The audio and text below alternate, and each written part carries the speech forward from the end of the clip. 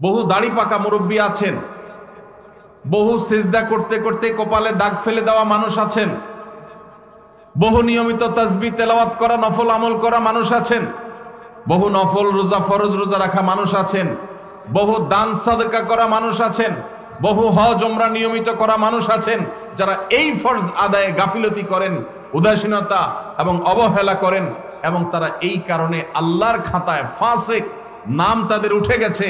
দুনিয়ার মানুষ তাদেরকে হাজী সাহেব বলে, গাজী সাহেব বলে, শেখ সাহেব বলে, মাওলানা সাহেব বলে, মুফতি সাহেব বলে, সভাপতি সাহেব বলে, সেক্রেটারি সাহেব বলে, অথচ এই সাহেব আল্লাহর খাতায় ফাসিক। কারণ সে তার বাবার সম্পদে, তার দাদার সম্পদে আল্লাহ তাআলা যাকে যতটুকু হিস্সা দিতে বলেছেন সেটাকে পাই পাই করে আল্লাহর নির্দেশ অনুযায়ী বন্টন করে নাই। সে নিজের খেয়াল খুশি মতো বন্টন করেছে, খেয়াল খুশি মতো ভাগ করেছে, খেয়াল খুশি মতো দখল করে নিয়েছে। আল্লাহর নির্ধারণের এই ফরজের সে মূল্য দেয় নাই। এই কারণে এই সমাজের বহু দাড়ি পাকা মানুষ জাহান্নামে যাবে। ভাইরা আমার, আল্লাহ রাব্বুল আলামিন আমাদের জন্য যে সমস্ত বিষয়গুলোকে ফরজ করেছেন, ফরজ এর মধ্যে একটা হলো আমাদের মৃত্যুর পর আমাদের সম্পদে আমাদের রক্ত সম্পর্কীয় আত্মীয়দেরকে এক একজনকে এক এক হিস্সা বা অংশ আল্লাহ তাআলা নির্ধারণ করে দিয়েছেন কোরআনে। জানেন তো আপনারা কোন সূরায় করেছেন? সূরা নিসা, কোরআনের সবচেয়ে বড় আয়াত, সবচেয়ে দীর্ঘ আয়াত। আল্লাহ রাব্বুল আলামিন যে বিষয় বলতে গিয়ে নন স্টপ বলে তারপরে দাড়ি দিয়েছেন, অনেক দূরে গিয়ে পুরো বিষয় বলে শেষ করে তারপর দাড়ি দিয়েছেন। সেই সবচেয়ে দীর্ঘ আয়াত কোরআনে যে বিষয়টার উপরে, সে বিষয়টা কিন্তু নামাজের বিষয় না, সেটা রোজার বিষয় না, সেটা যাকাতের বিষয়ও না। সেটা কোন বিষয়? পরিত্যক্ত সম্পত্তির বন্টনের বিষয়। মা বাবা, স্বামী স্ত্রী, ভাই বোন, কারণ মৃত্যুর পর তার সম্পদে কার কি হক আছে, কে কতটুকু পাবে, এ বিষয়ে আল্লাহ তাআলা বর্ণনা করেছেন। বর্ণনা করে আল্লাহ তাআলা বলেছেন, ফরিদাতাম মিনাল্লাহ, তোমাদের রেখে যাওয়া সম্পদে কার কতটুকু ভাগ আছে না আছে, এই সব বন্টন আল্লাহ তাআলা করে দিয়েছেন। কে করে দিয়েছেন? আল্লাহ বলেছেন ফরিদাতুম মিনাল্লাহ, এটা আল্লাহর বন্টন, আল্লাহর নির্ধারণ, আল্লাহর পক্ষ থেকে এটা ফিক্সড করা হয়েছে। আমরা কেউ মনে করতে পারি আল্লাহ বলেছেন অমুকরে এতটুকু দিতে, সে তো আমার কোনো কাজে আসে না, আমার তো বরং তমুক বেশ কাজে আসে, তাহলে তারা একটু বাড়াই দিতে চাই আমি। মানে আল্লাহ যেভাবে দিতে বলেছেন, আমার যুক্তি বুদ্ধি দিয়ে আমি সেটাকে পরিবর্তন করতে চাই, এই যে একটা প্রচেষ্টা আমাদের অনেকের মধ্যে আছে। আল্লাহ রাব্বুল আলামিন সেই সম্পর্কে বলেছেন, আবাউকুম ওয়া আবনাউকুম লা তাদরুনা আইয়ুহুম আকরাবু লাকুম নাফআ, তোমাদের বাপ দাদা, তোমাদের সন্তান সন্ততি, এর ভিতরে কে তোমাদের বেশি কাজে আসবে, বেশি উপকারে আসবে, তোমরা কেউই জানো না। আল্লাহ যা নির্ধারণ করে দিয়েছেন সেটা অনুযায়ী বন্টন করো। তোমার বিবেক বুদ্ধি প্রসূত বন্টন করতে যাবে না, আল্লাহ নির্ধারণ অনুযায়ী দাও, তোমার বুঝে আসুক আর না আসুক। এই ফরজ আমরা অনেকেই আছি, থোক 10-20-50 হাজার টাকা মাহফিলে দিতে পারি। অনেকেই আছি মসজিদ মাদ্রাসা 20-50 হাজার টাকা দান করতে আমাদের কোনো আপত্তি নাই। আপত্তি কোন জায়গায়? আপত্তি হলো আমার বাবা দুনিয়া থেকে চলে গেছেন, এখন বাবা যা রেখে গেছেন, জমি জমা, স্থাবর সম্পদ, ব্যাংক ব্যালেন্স, টাকা পয়সা যা যা আছে, এগুলো থেকে ভাগ করে কাকে দিতে হবে? আমার ওই বোনটাকে দিতে হবে, ভাইটাকে দিতে হবে, সবাইকে যার যারটা দিতে হবে। এটা দিতে আমাদের খুব কলিজা লাগে, আছে না নাই? দান করতে তার কোনো অসুবিধা নেই, কারণ দান তো 20-50 হাজার করতেছে, কিন্তু বাবার সম্পদটা দিতে কার্পণ্য করে, গড়িমসি করে, আছে না নাই?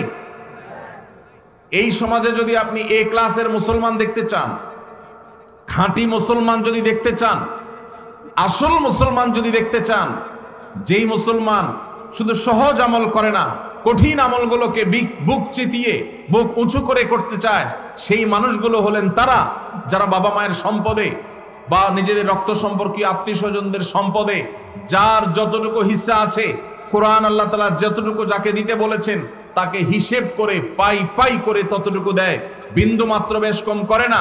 এই মানুষগুলো হলো এই সমাজের সবচেয়ে ক্রিম মুসলমান, সবচেয়ে এলিট, সবচেয়ে এ ক্লাসের, আপার ক্লাসের মুসলমান।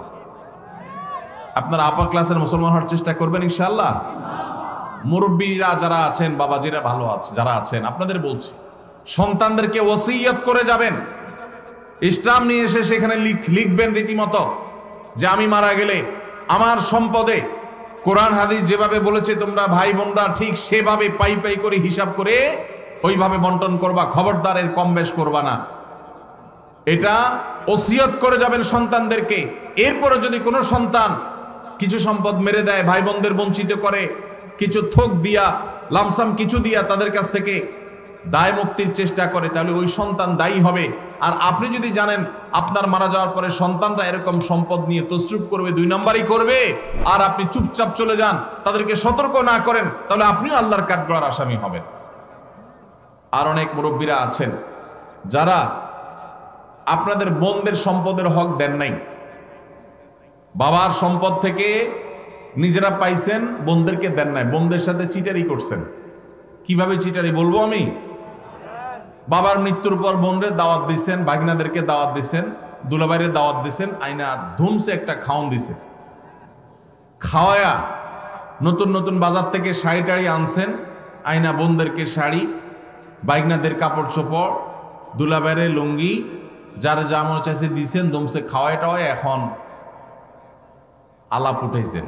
আগে খাওন দিয়েছেন পেটে, এরপরে আলাপ উঠেছেন। কি আলাপ উঠেছেন, দেখো বোন, বাবা তো দুনিয়া থেকে চলে গেলেন, আল্লাহ তারা নিয়ে গেলেন, এখন জমি জমা গর্বিটা বাবার যেগুলো যেগুলো আছে শরীয়ত অনুযায়ী তো তোমাদেরও এখানে ভাগ আছে, কিন্তু বাবা যে সেই অসুস্থ হয়েছে ওই থেকে বাবার সব ট্রিটমেন্ট, ডাক্তার খরচ, এগুলো সব তো আমারই করা লাগছে, তোমাদেরও মানুষ করা লাগছে, এখন এখানে তোমাদের ভাগ আছে সেটা তো আমি জানি, এখন এগুলা কি করা তোমরাই বলো, বল তোমাদের কোর্টে, বল তোমাদের কোর্টে। এটা হলো খুব সূক্ষ্ম চিটারি, এটার নাম হলো সূক্ষ্ম চিটারি। ডাকাতি বাটপারির বিভিন্ন ধরন আছে, তো এটা এক প্রকারের বাটপারি। কেন বাটপারি বললাম? কারণ ওই যে বোনটাকে বললেন বাপের বাড়িতে আয়না খাওয়াইয়া দাওয়া, বাপ মরার পরে মনটা এমনি নরম, আরো মেয়ে মানুষ, যখন এটা বলছেন আপনি, তখন সে কি বলবে? বলেন কি বলবে? বলবে থাক ভাই, আমার কোনো দায় দাবি নাই, আপনি তো কষ্ট মষ্ট করছেন, বাবার সব ডাক্তার কবিরাজ খরচ দিছেন, দেখাশোনা করছেন, থাক আমাদের দিতে হবে না, আপনি দোয়া করে দিয়ে। মনের ভিতরে ব্যথা চাপায়া মেয়ে মানুষ মাত্র খাওয়াইছে ভাইয়ে, এখন যদি মুখের উপরে যদি বলে ভাই কি খরচ বরচ হয়েছে সেগুলো সব কাইটা রাখা, বাকি যেগুলো থাকে এগুলোতে আমাদের কত হয় হিসাব নিকাশ করে দিয়ে দিয়ে, এটা বললে ওই বোনের আর রক্ষা আছে? পুরো এলাকাতে বদনাম ছড়ানো হবে যে আমার বোন বাপটা মইরা সারে নাই, কবরে রাইখা সারি নাই, এখন সে ভাগ চাইতে আসছে। এবার আমরা শুরু করব তাকে দুর্বল জায়গায় আঘাত করে তাকে দুর্বল করার। এই রোগটা আমাদের সমাজে আছে না নাই? মুরব্বীরা বাবাজিরা যারা আছেন কান খাড়া করে শুনে রাখেন, লম্বা দাড়ি নিয়া, তসবি তালিল নিয়া, নামাজ রোজা নিয়া ওয়াজ শুনতে শুনতে কানটা ঝালাফালা করে গেছেন, 2 পয়সার কোনো লাভ হবে না। যদি বোনদের হক মেরে থাকেন, কিয়ামতের ময়দানে এই বোন দেখবেন দাঁড়ায় গেছে, এক চুল পরিমাণ ছাড় হবে না। যত আমল করেছেন সব দিয়ে জাহান্নামে যেতে হবে যদি বোনদের হক মেরে থাকেন। এই জন্য বাবারা, এই চিটারি করা যাবে না, ভাইয়েরা এই চিটারি করা যাবে না। যেসব ভাইয়েরা বাবা মার মৃত্যুর পর বোনদের হক দেন নাই, অনেকে মায়ের হক দেয় না, মায়েরও হক আছে। আপনার বাবা মারা গেছেন, আপনার মা তার স্বামীর সম্পদে তার হক আছে না নাই? কয়জন সন্তান বলতে পারবেন যে আমার বাবা মারা গেছে, মাকে হিসাব করে দিয়ে দিছি? কয়জন বলতে পারবেন? এক ভাই হাত তুলছেন। আর আছেন যে মাকে হিসাব করে দিয়েছেন? আরেক ভাই হাত তুলছেন মাশাআল্লাহ, আরেক ভাই হাত তুলছেন, 2-4 জন হাত তুলছেন মাশাআল্লাহ। বেশিরভাগ মানুষ হাত তোলেন নাই। অনেকের হয়তো বাবা আল্লাহ তাআলা বাঁচায় রাখছেন, আরো বাঁচায় রাখুক, আমরা দোয়া করি। কিন্তু যদি দুনিয়া থেকে চলে যায়, তাহলে ওলামায়ে কেরামের কাছ থেকে মাসআলা জেনে কোরআন যাকে যতটুকু দিয়েছে তাকে ততটুকু দিবেন তো ইনশাআল্লাহ? কারা কারা দিবেন? হাত তোলেন, হাত তোলেন। পাক্কা নিয়ত করে হাত তোলেন, আন্দাজে হাত তুলবেন না। সম্পদের লোভ করব না, বলেন সম্পদের লোভ। আল্লাহর দেওয়া বন্টন অনুযায়ী পাই পাই করে সবাইকে বুঝাই দেব ইনশাআল্লাহ। আল্লাহ আমাদের সব ভাইকে তৌফিক দান করুন। ভাই, বরকতের মালিক কে?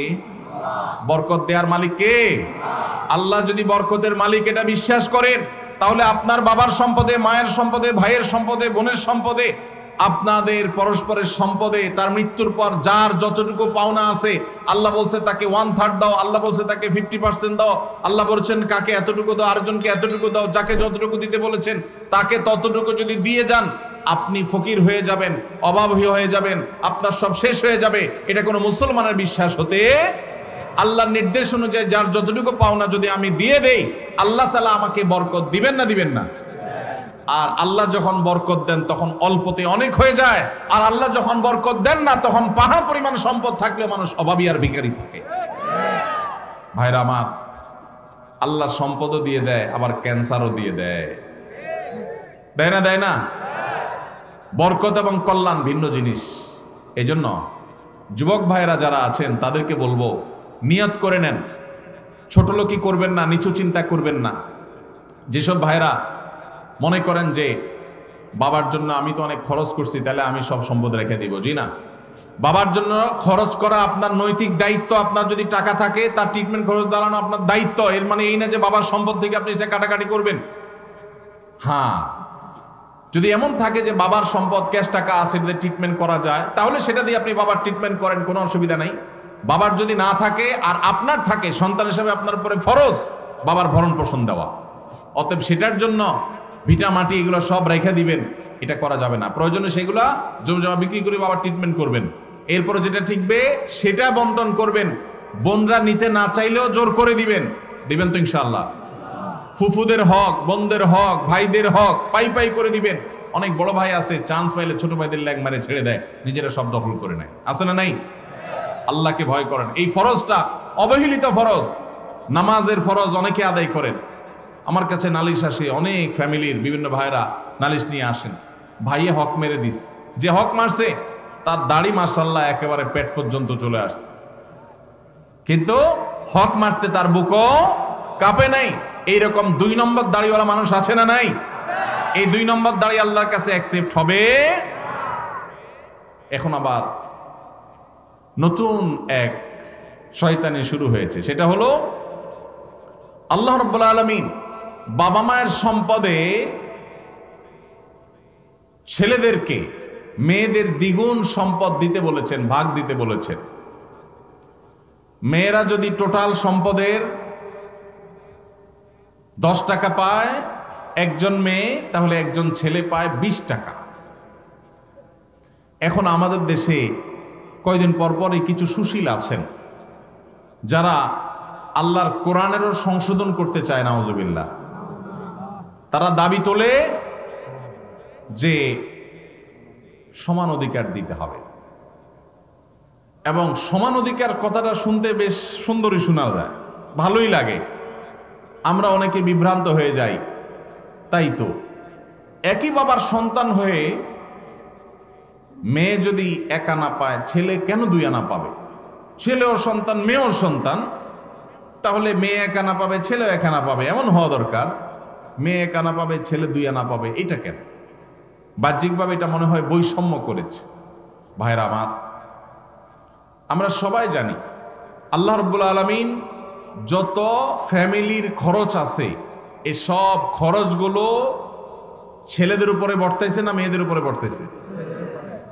স্বামীর উপরে না স্ত্রীর উপরে? স্বামীর উপরে। কত রকমের খরচ? সব রকমের খরচ। বিয়ে করবে মেয়ের বিয়ে হবে, বিয়ের খরচ কি মেয়ের জোগাড় করা লাগে? কার জোগাড় করা লাগে? বাপের বা ভাইয়ের। ছেলে বিয়ে করবে, খরচ জোগাড় করা লাগে কার? ছেলের নিজের। আরেকজনকে বাবা। আপনার বাবা আপনার খরচ দিছে? কপালালা মানুষ, তাহলে ভালো বাপ পাইছেন আপনি।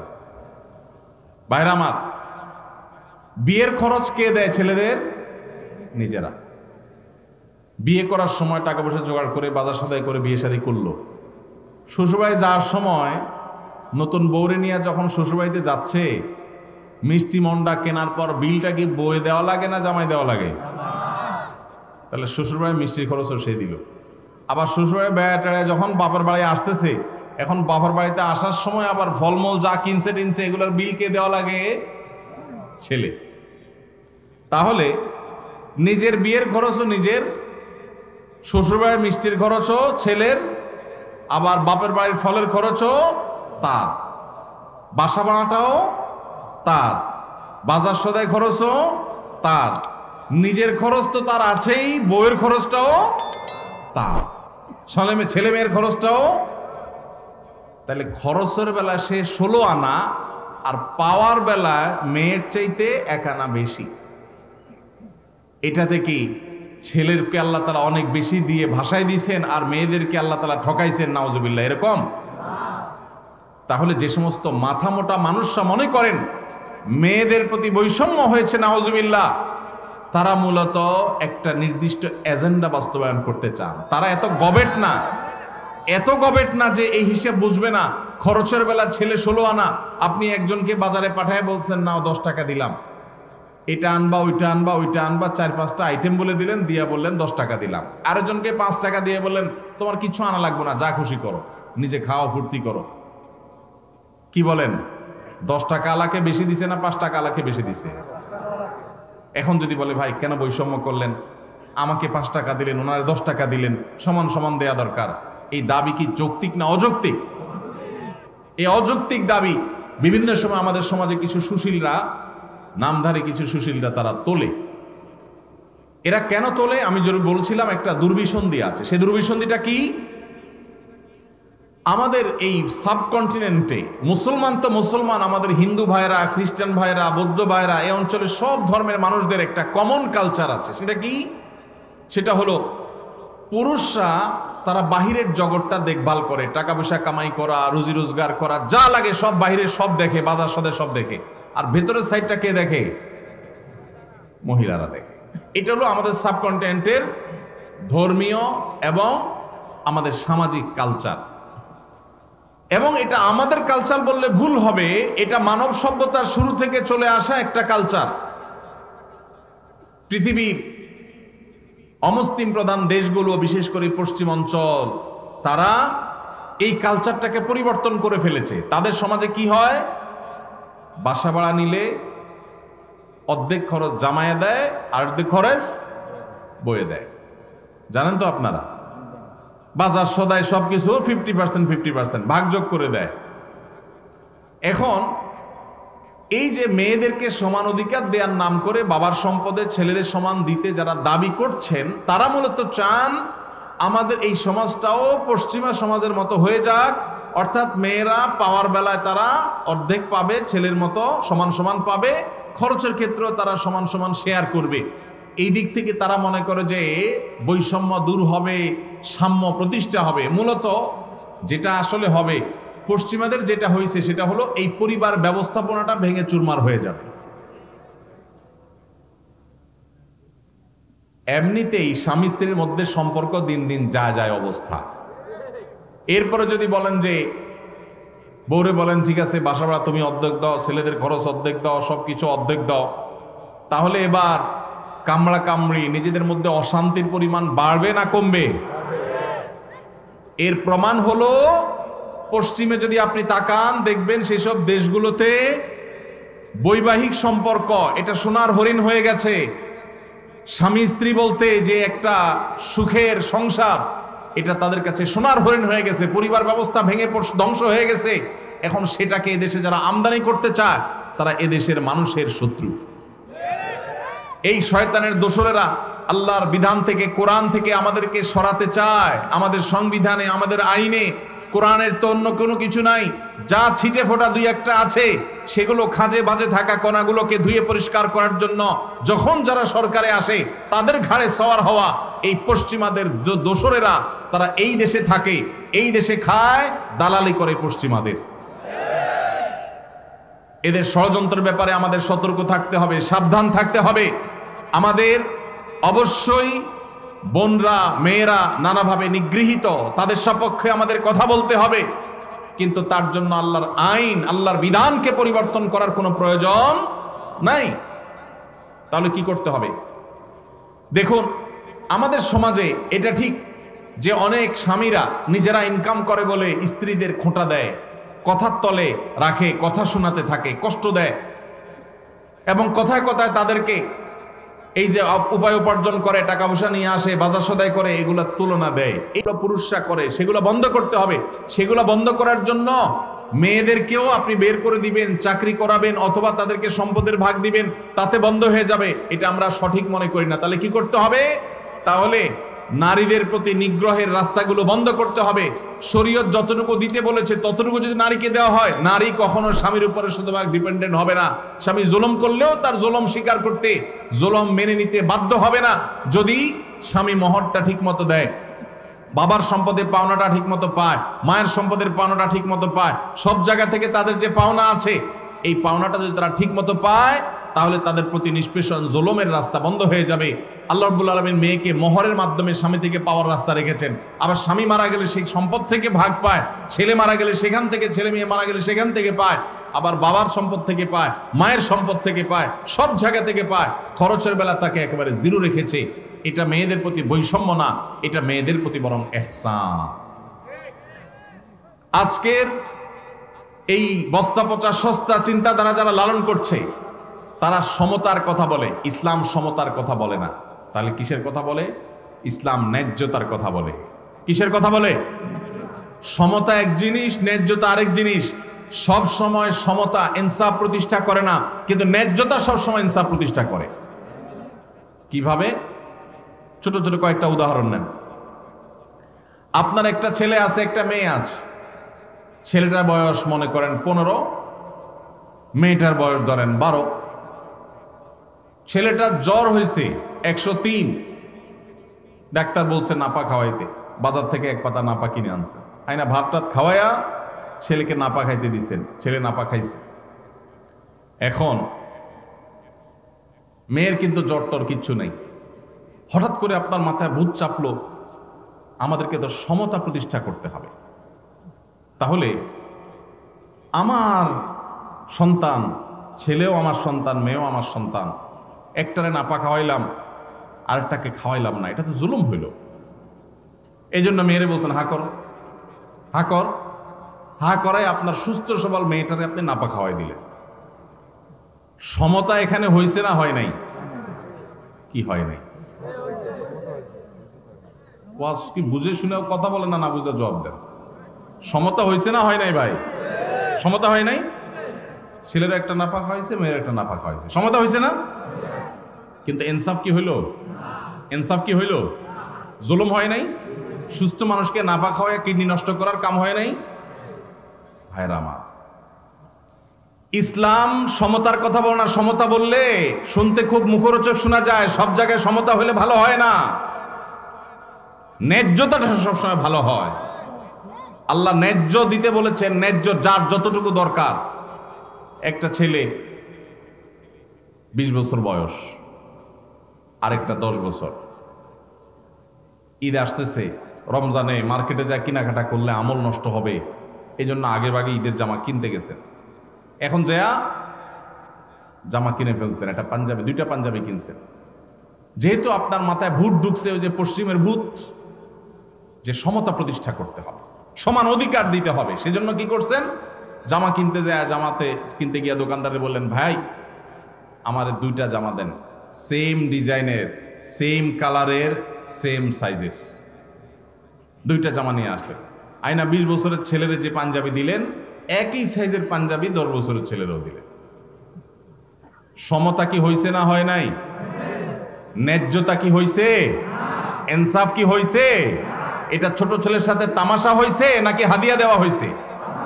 তামাশা হয়েছে। অতএব আল্লাহর বিধানকে যদি কেউ পরিবর্তন করে তথাকথিত সমাজ সমতা প্রতিষ্ঠা করতে চায়, তাহলে সেটা দেখতে মনে হবে, শুনতে মনে হবে যে অনেক ভালো কিছু করেছে, আসলে সেটা হবে সবচাইতে ক্ষতিকর। ভাইরা আমার, এরকম শত শত উপমা দেওয়া যাবে, শত শত উদাহরণ দেওয়া যাবে, শত শত দৃষ্টান্ত দেওয়া যাবে, যেগুলো দিয়ে সাব্যস্ত করা যাবে ইসলাম ন্যায্যতার কথা বলে, সমতার কথা নয়। কোন জায়গায় একজনকে বেশি দিতে হচ্ছে, আরেক জায়গায় আরেকজনকে বেশি দিতে হচ্ছে। যেখানে যতটুকু প্রয়োজন সেখানে ততটুকু দেওয়া, এটা হলো আল্লাহর বিধান। আর মন গড়া তথাকথিত সমতা, এটা হলো মুখরোচক, শুনতে সুন্দর শোনা যায়, ভালো শোনা যায়, কিন্তু সেটা বাস্তবতা বিবর্জিত। আমরা যদি দেখি পৃথিবীর যে সমস্ত সমাজ আল্লাহর এই বিধান মতো সমাজ পরিচালনা করে না, পরিবার পরিচালনা করে না, তাদের সমাজে বাহ্যিক উন্নতির অনেক প্যারামিটারে তারা এগিয়ে গেছে, কিন্তু তাদের পরিবার ব্যবস্থাপনায়, দাম্পত্য সম্পর্কগুলোতে তারা মিসকিনের মতো অসহায় হয়ে যাচ্ছে দিন দিন। কোনো বিশ্বাস নাই, কোনো ভক্তি নাই, ভালোবাসা নাই, পরস্পরের কোনো প্রকার আন্তরিকতা নাই। আল্লাহ তাআলা আমাদের সবাইকে আল্লাহর এই গুরুত্বপূর্ণ ফরজ বিধান, কারণ মৃত্যুর পর তার সম্পদে আল্লাহ কোরআনে যাকে যতটুকু দিতে বলেছেন, আল্লাহ আমাদের সবাইকে তাকে ততটুকু দেওয়ার তৌফিক দান করুন। এর জন্য মানসিক সৎসাহস লাগে, সৎসাহস লাগে। এই দেশে মেয়েদেরকে আল্লাহ যতটুকু দিতে বলেছেন, যদি সব ভাইয়েরা বোনদেরকে দিয়ে দেয়, বাবারা মেয়েদেরকে দিয়ে দেয়, সন্তানরা মায়েদেরকে দিয়ে দেয়, স্বামীরা স্ত্রীদেরকে যদি ততটুকু দিয়ে দেয়, তাহলে মেয়েরা এমনিতেই রানীর মতো সিংহাসনে ভাসবে। মেয়েদের কোনো অভাব থাকবে না, কোনো স্বামী টাকার খোঁটা তাদেরকে দিতে পারবে না। আপনি নিজে বোনের হক দেন নাই, স্বামীর সংসারে তার মুখটা ছোট। আপনি নিজে আপনার মেয়েকে বিয়ে দিয়েছেন, অনেক টাকা খরচ হয়েছে, এই খোঁটা দিয়া সম্পদ থেকে তাকে বঞ্চিত করে দিয়েছেন, সে স্বামীর সংসারে ছোট। সব জায়গা থেকে যদি তার অধিকারগুলো সব দেওয়া হয়, তাহলে সেই সংসারে সেই ছোট থাকবে না, তার হাতেও ক্যাশ টাকা থাকবে ইনশাআল্লাহ। অতএব এই ফরজটা আমরা সবাই আদায় করবো তো ইনশাআল্লাহ। আল্লাহ আমাদের সবাইকে এই ফরজ আদায়ের তৌফিক দান করুন।